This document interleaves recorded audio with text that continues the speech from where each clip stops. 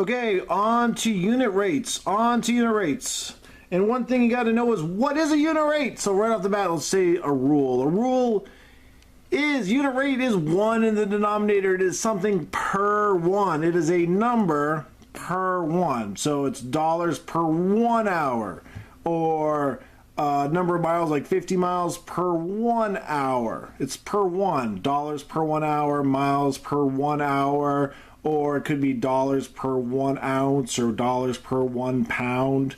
Anything per 1 will give you the unit rate.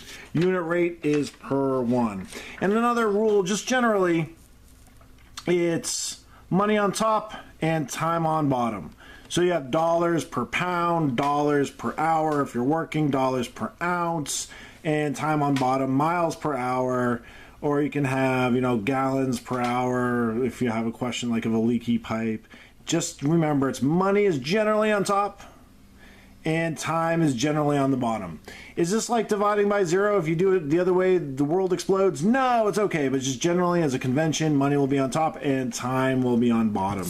All right, on to question 1. A crew of highway workers paved 2/15 of a mile in 20 minutes. If they work at the same rate, what portion of a mile will they pave in 1 hour? And you're like, okay, well, that's easy. Wait, it's tough because we have minutes and then we have hour. So that's one big issue we're gonna have to deal with right away. We're going from 20 minutes to an hour. We're looking for a unit rate because it's per 1 hour, but we go from minutes to 1 hour, which can trick people up. So let's just do this out with tape diagrams so we're super clear. 1 hour is 60 minutes, and that can be thought of as 20 minutes plus 20 minutes plus 20 minutes.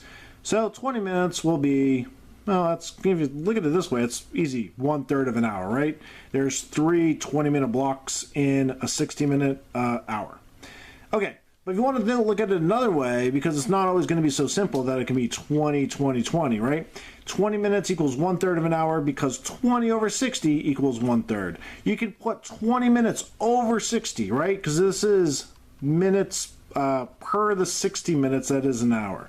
So if you have, for example, 7 minutes, that is going to equal 7 over 7/60ths of an hour. And if you have 5.5 minutes, that is going to equal 5.5 divided by 60 hours. Right? You can put it over 60. 20 over 60 equals 1/3 to get from minutes to an hour. It's the same as just dividing by 60, but looking at it as a fraction, you put it over 60. Okay, so that hopefully will give us some help. But we still have the problem to do. All right, let's do it. Crew of highway workers paved 2/15 of a mile in 20 minutes, and 20 over 60 is 1/3. Okay, so miles per hour, time goes on bottom. If they work at the same rate, what portion of a mile will they pave in 1 hour? All right, so here we go.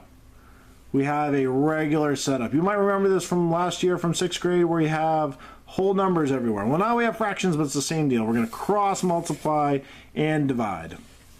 We're going to have 2/15 times 1, which is the same as times 1 over 1, divided by 1/3. And that's going to equal, well, this is times 1 just keeps it the same, right? So we have 2/15 divided by 1/3. How do we do 2/15 divided by 1/3? Well, if you remember, we just keep, change, flip, right? So that's 2/15, we keep it. We change division to multiplication, and we flip 1/3 to 3 over 1. What do we get? 2 times 3 is 6. 15 times 1 is 15. And if we, simplify, dividing the numerator and the denominator by 3, we're going to get 2/5. So there we go. 2/5 is going to be our answer. Some of you might say, well, I know how to make this this 1, and I can just do what some people call the bottom-top approach. I know how to make 1/3 1. I'm going to multiply by the reciprocal.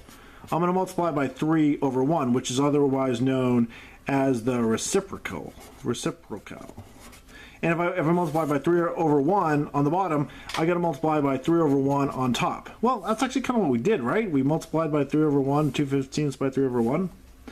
So if you do, either way you do it, you're going to get the same answer. You're going to multiply 3 over 1. I like the cross multiplication and division.